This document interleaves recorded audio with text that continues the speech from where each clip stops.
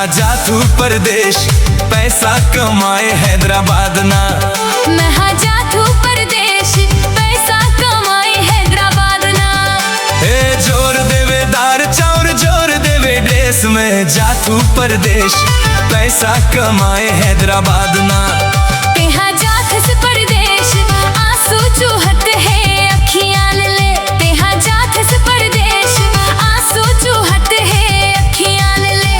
है कैसे होई जीना ना जा कैसे होई भेंट। तेहा जाथस परदेश, आंसू चूहत है अखियां ले।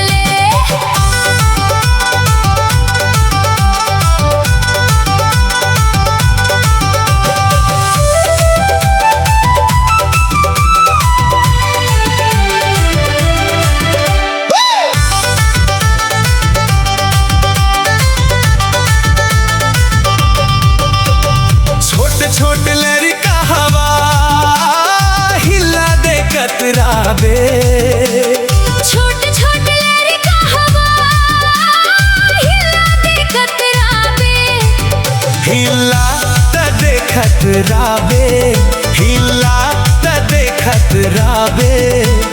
कछु के कमी परी फोन मा पूछत राबे। मैं जाथू परदेश, पैसा कमाए हैदराबाद ना।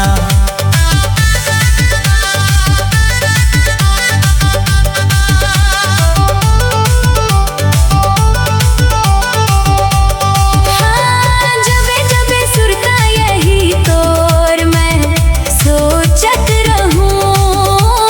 जबे जबे सुरता यही तोर मैं सोचत रहूं।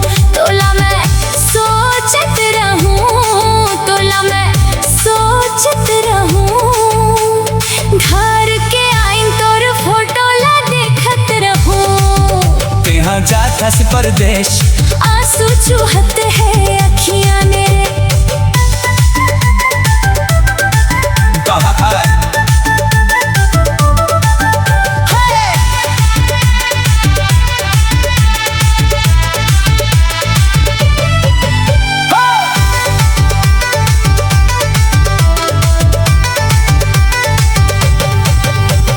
बात ना है पानिया ओ कोंढन के मन से।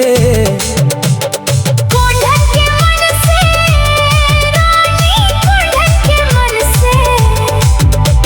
घर माँ है जाता कानी जय रहबे अंते।